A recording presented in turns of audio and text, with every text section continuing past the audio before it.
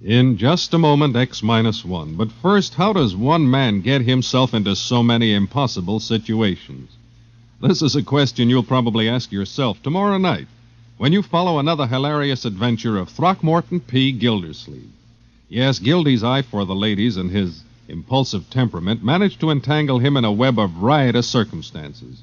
Join the romantic water commissioner, his neighbors, Judge Hooker, Mr. Peavy, and all the loyal Gildersleeve household as they romp through another episode of The Great Gildersleeve tomorrow night.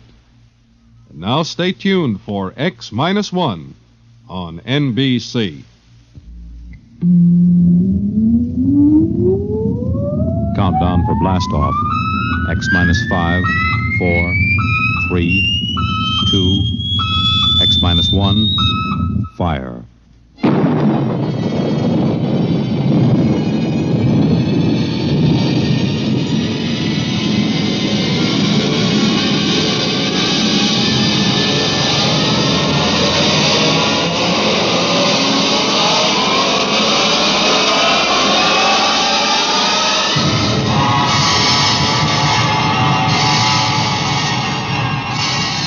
From the far horizons of the unknown come transcribed tales of new dimensions in time and space.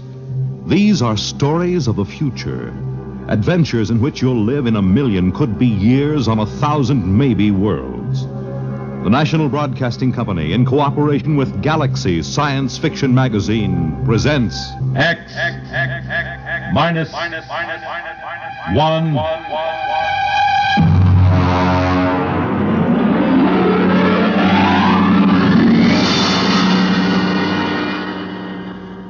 Tonight's story, The Cave of Night, by James E. Gunn. Oh, you want a level, Charlie? Okay. Though yet of Hamlet, our dear brothers, death the memory be... Anyway, how's it, okay? Okay. Check recording, will you? I may go over a half hour. Make sure they've got another reel of tape ready, okay? All right, Look, Bill, I've just put the segments of tape together for the next week's show. I'm going to record my narrations, and we'll listen to it together tomorrow. I know this is unusual, but you're the producer, and I don't want you out on a limb that may be sawed off behind us. This week's show is liable to either win us every award from the Peabody to the Pulitzer Prize, or maybe put the network out of business. Okay, we start with the standard opening. Behind the world, etc., 40 seconds. This is Harry Anders, your editor. At 8 o'clock, after the sun has set and the sky is darkening, look up. There's a man up there where no man has ever been. He is lost in the cave of night. And the fuel tank's empty. Receiver broken. Transmitting and clear. Anyone picking this up, anyone. This is Rev McMillan calling. Notify Goddard Rock, New Mexico. There's no way to get back. There's a man up there where no man has ever been. He is lost in the cave of night. We all know that phrase now, the cave of night. It was written by a poet disguised in the cynical hide of a newspaper rewrite man. But it stuck. It caught the world and held it like a butterfly pinned to a board. It started with a ham, an amateur radio operator, in Davenport, Iowa. All right, Eddie. Roll the first tape in here. Now, it's marked. Story. Am I too close? No. I was up in the attic. I usually have a talk with WG-73. He's in Buenos Aires. We play chess. Well, there was some kind of interference. And then all of a sudden, I heard this voice. I record most of my listening anyway, so I had the tape machine running. After I heard it, I called civil defense. That's what we're supposed to. Look, Bill, I haven't done the final editing on these tapes, so don't worry if they're a little rough. Down out of the night, flung from the darkness, came these words, the first of so many that electrified the world. Notify Goddard Rock, New Mexico. There's no way to get back. No way to get back. I'm stuck up here. No way to get down. What does it take to catch the pity of the world? A man wedged underground in Kentucky. A little girl in the bottom of a well. Somebody alive, waiting for rescue, with the days of his life numbered. Somebody somewhere waiting for us to get him out. The story broke in this morning's papers. Orbiting 1,000 miles above our heads was a man, an officer of the United States Air Force in a fuelless spaceship.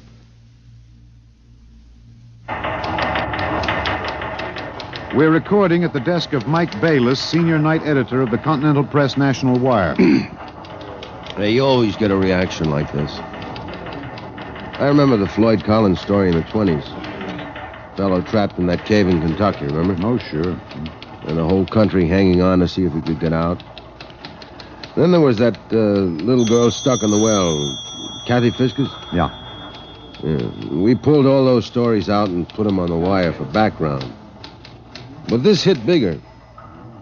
We got the first lead from an Air Force handout in New Mexico. They just said an experimental rocket failed to return to base. But by that time, the cat was out of the bag. Ham operators picked up those messages from Boston to Fairbanks, Alaska. Mr. Bayless, you first used the phrase the cave of night, didn't you? Yeah, I guess so. I mean, you know, you got to get a little purple on a thing like this. People eat it up. You can't spread it on too thick. Anyway, I was lost in a cave once when I was a kid in upstate New York. I waited around for a couple of hours in the dark until they came for me. It kind of reminded me of that. It reminded the world of terrors at night, of struggling awake through nightmares. The fears of loneliness, darkness, falling, suffocation, thirst. It reminded me of Rev McMillan. Perhaps I have an advantage over all the other reporters for newspapers and radio and television because I knew Rev McMillan. I knew him in college and in the Air Force. I knew that he was testing rocket-powered craft at Goddard, but I didn't know they were so close to space.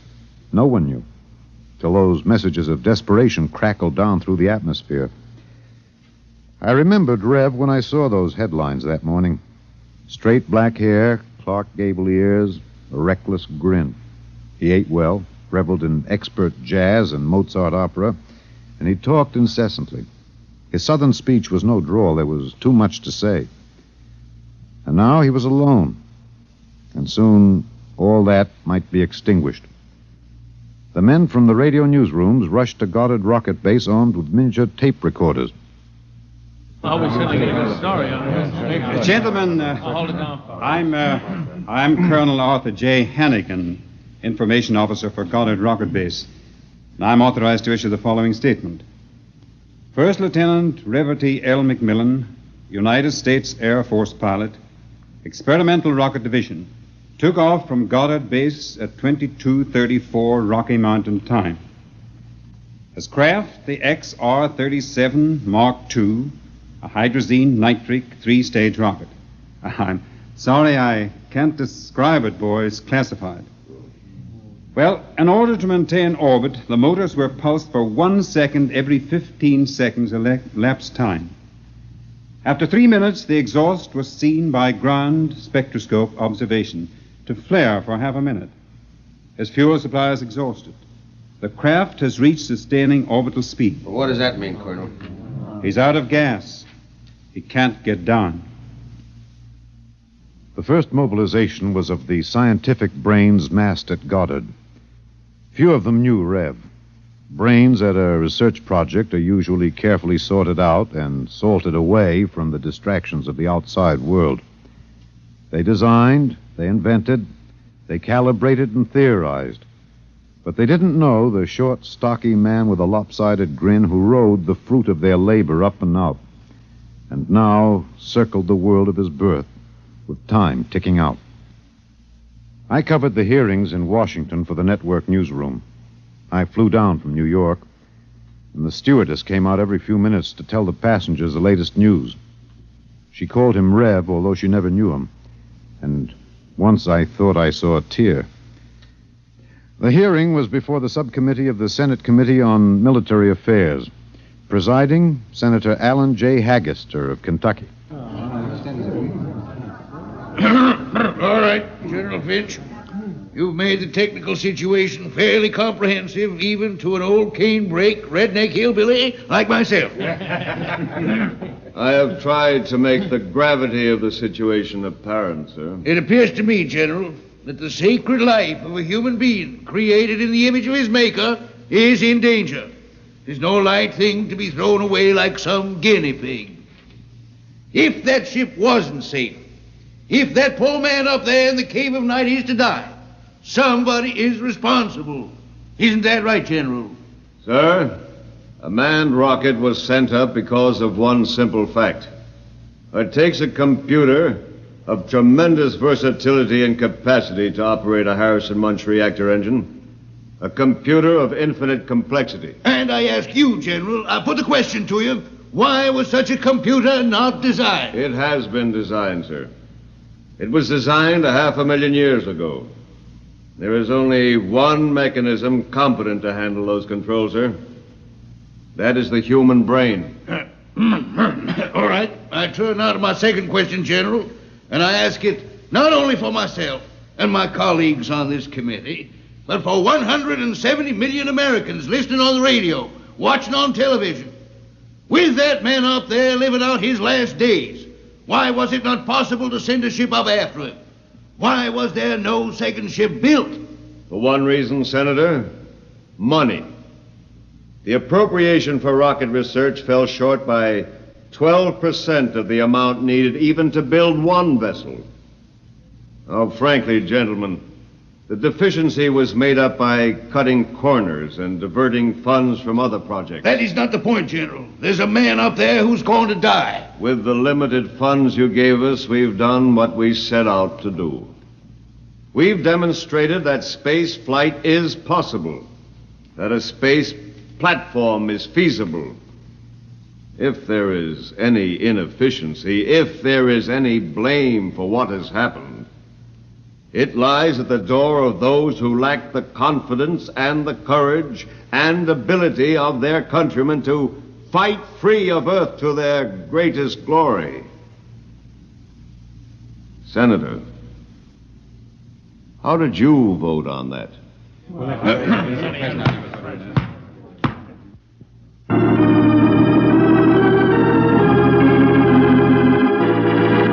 This is Harry Anders in the gallery of the Washington National Cathedral. This is a special prayer service called by the Dean of the Cathedral for the safety of Lieutenant McMillan and for the success of the recently announced rescue plan. The church is filled. There's a sprinkling of high Navy, Army, and Air Force uniforms. I see General Finch in the second row, next to the Secretary of the Air Force and the newly appointed Undersecretary of Defense, Mr. Winokur. Prominently displayed in the center aisle, below the ornate railing separating the pews from the altar, is the small model of McMillan's ship. One by one now, the congregation is filing past, dropping checks, bills. I saw one child drop in 12 pennies one by one. All contributions are to be used to defray the cost of the rescue effort. The congregation is now kneeling to pray. A moment of silent prayer will follow for the safety and rescue of Lieutenant McMillan. $1 billion was raised in 1 week from voluntary contributions. Another $1.5 billion was appropriated unanimously by Congress. The race began. Would the rescue party reach the ship in time? Of course, we didn't know then. And daily we listened to the voice of the man we hoped to buy back from death. Now, look, Bill. On these McMillan broadcast tapes, don't let some ignorant engineering vice president holler because it's not broadcast quality. Believe me, I knew McMillan. There's more of that wild Texan in these tapes than in any hi-fi super-frequency response studio recordings. Just listen. You'll see what I mean. I've been staring out the portholes. I never tire of it. Through the window at the right, I see a black velvet curtain with a strong light behind it. There are pinpoint holes in the curtain, and the light shines through, not winking the way stars do, but steady. There's no air up here, that's the reason. My oxygen is holding out better than I expected. By my figures, it should last 27 days more. I shouldn't use so much of it talking all the time, but it's hard to stop. Talking, I feel as if I was still in touch with the Earth. Still one of you. Even though I am way up here. Too bad the receiver is broken, but if it had to be one or the other, I'm glad it was the transmitter that came through all right. There's only one of me. There are billions of you to talk to.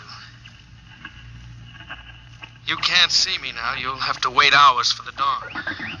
I'll have mine in a few minutes. That's the way he talked. And as we listened to the lonely voice from the night, the engineers, the scientists, the construction men worked round the clock. General Finch presented the problem in the pool interview. I asked questions for the combined networks that afternoon. Most of you heard the complete broadcast live as he briefed the world with the clipped, laconic delivery of a soldier. There are two basic problems. We've recovered the first and second stages of the rocket. We've only to construct the third stage. The second problem is more difficult. The pilot. Lieutenant McMillan was the only man physically and psychologically qualified. We discovered that in our first program. His training and orientation took 18 months. We have now to duplicate this in 27 days. You think it's possible, General? I don't know. That's all, Mr. Anders.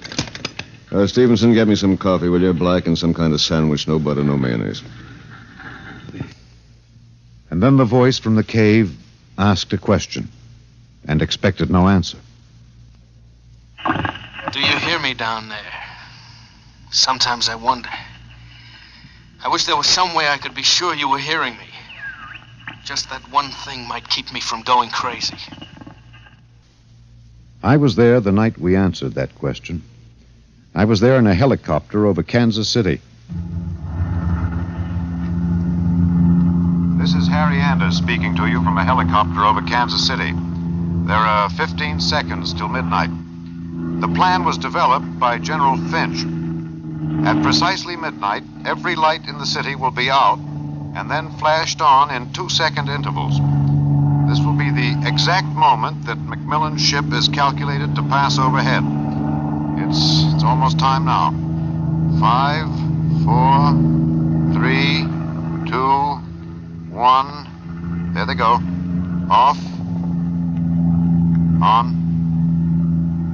Off. On. Off. On. I see it. I see it. Kansas City winking at me. Oh, yes, I can see it. Thanks. Thanks. You're listening. I know that now. I'm not alone. I'll never forget. I'm waiting for you.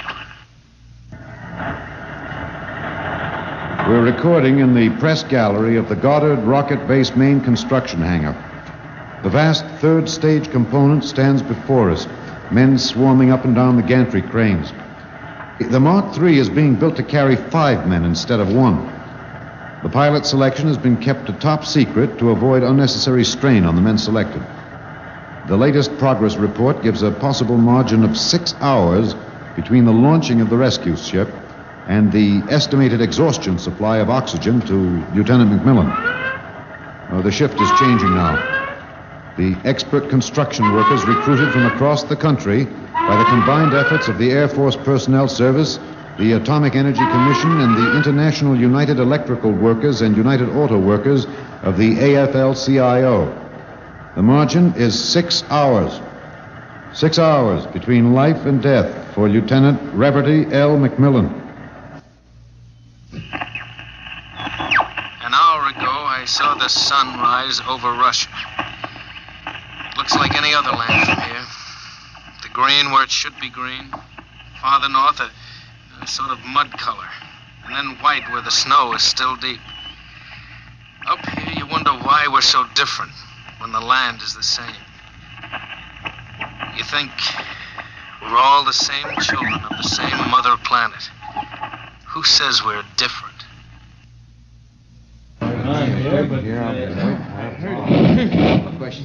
Can you hear me in the back? Hey, you're standing a little close. Well, how about this? Yeah, That's better. All right, gentlemen, I have exactly 5 minutes for the press conference. Therefore, I'm not going to answer any questions. Progress report is as follows. As a safety factor, we're constructing 2 complete 3-stage rockets and 6 additional 3rd-stage components. The telemetered reports from McMillan's ship have added important additional information, and the first of the rescue vessels should be ready to be launched at the estimated time, weather permitting. Now, don't ask a question. Within certain limitations of air turbulence, the rocket will be ready to lift in time to save Lieutenant McMillan. 21 days. The air is bad tonight. Can't seem to get a full breath. It seems to stick in the lungs. It doesn't matter, though. But I wish you could see what I've seen. The vast, spreading universe around Earth like a bride in a soft veil. You'd know then that we belong out here. Come out, mankind. Come out and see what I have seen.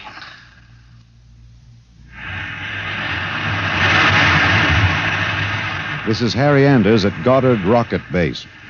The Harrison Munch reactor engine for the first 3rd-stage rescue is being tested here at Goddard. You can hear the roaring of the gases in the test chamber behind me. The work has been stepped up as a new calculation based on the increased temperature reading from McMillan's ship indicates that the exhaustion time will be some 6 hours earlier than originally estimated. The margin of rescue will be in minutes. Air very bad. Better hurry.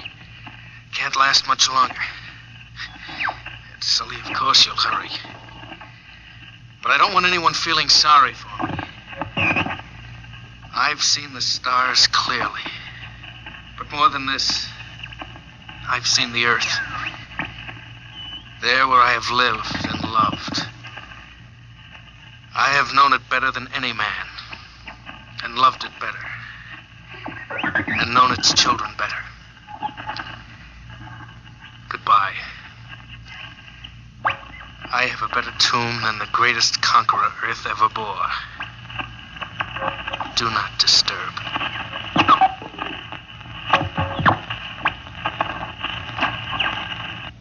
Countdown for blastoff. 5, 4, 3, 2, 1.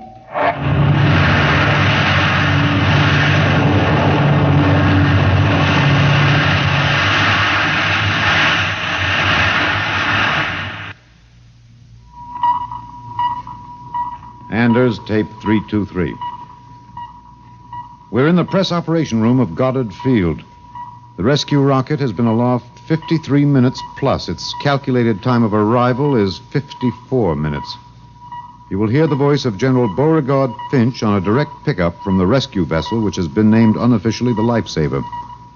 Silent crowds have collected at the outer perimeter of the rocket base, as if by their presence they might help it. Here it comes. Quiet, quiet. The next voice you hear will be General Finch aloft in the rescue ship. The voice quality may not be good. He's speaking over a throat mic in his pressure suit. Mark 3 to base. This is Finch. Going to secure that unit. We have just secured to the airlock of McMillan's ship. I'm now entering the lock. The inner door is closed. I have closed the outer door. The inner door is cycling. Now it is open. Bring in those oxy bottles, will you? The bulkhead to the control room is open.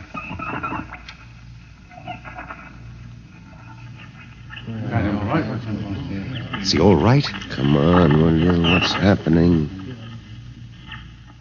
Lieutenant McMillan is dead. He died heroically, waiting till all hope was gone, until every oxygen gauge stood at 0.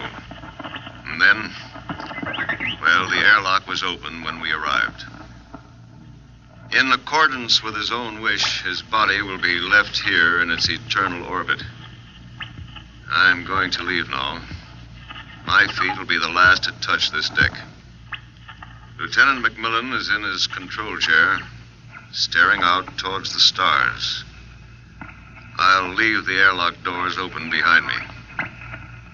Let the airless, frigid arms of space protect and preserve for all eternity this man they would not let go. Well, that's the show, Bill. Bill, you remember at the conference we hadn't made up our mind whether to pick anything up from the celebration last night after the news of the Mars landing?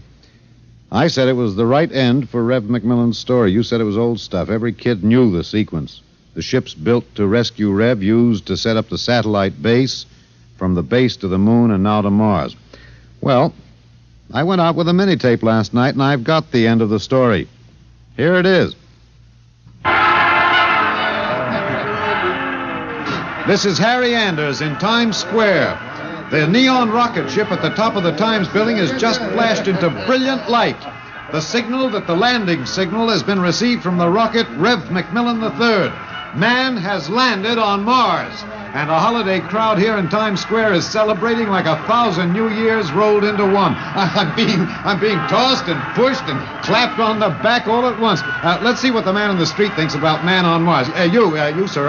I'm broadcasting. No, how do you feel about it, sir? How do you feel tonight about man's conquest of space, of the planet? Leave me alone. I'm in a hurry. Just a few words to the... Look, you get your hands off me. Let go of me. I'm not interested. Wait a minute, sir. Wait. Rev! Rev, come back here. Rev! You think I could listen to that voice over and over in a tape editing room and not know every vowel, every consonant? I'm telling you, Bill, I saw him. Rev McMillan. The black hair was gray and those claw cable ears were pinned back, but that's a simple operation. I played that piece of tape over and over. It was Rev, I know it. He isn't up there. He's alive. We've got it, Bill. We've got it on our show. We'll break it. Rev McMillan is alive. I haven't written it yet, but we finish it off with this, with a question. Why did they announce he was dead? I'm in the tape editing room now. I've got the reel ready to record the answer. Excuse me, Mr. Anders. I'm... Hey, just a minute. I'm recording. You better see the page outside Mr. at the... Anders, I'd like to talk to you for a moment, if I may. I have a letter of authorization... Just a minute. I'll be through in a minute. Look, Bill, I've got the answer now. Last night, they landed on Mars. But that first ship, the one that circles up there now, there isn't anybody on it. There never was, except a 30 days recording and a transmitter. That's all. He was never up there. They didn't have the money for a manned rocket. They wanted a crash program all out, so they sent a decoy up. And we all broke our hearts to rescue the man who wasn't there. Oh, he must be laughing, General Finch and the rest of them, the ones that knew. I guess they had a problem. What to do with Rev? I wonder if he slipped away from whatever guards they have around him to see the celebration.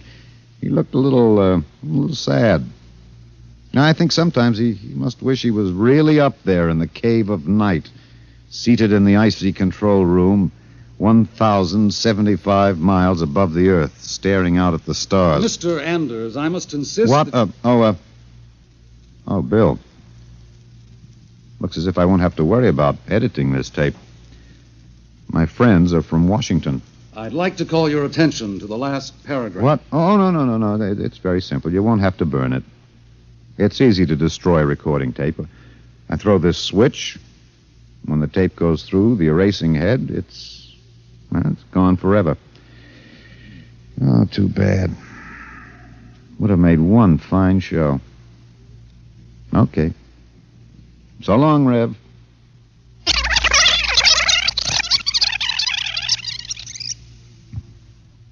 You have just heard X-1, presented by the National Broadcasting Company in cooperation with Galaxy Science Fiction Magazine, which this month features an exciting serial, Slave Ship, by Frederick Pohl.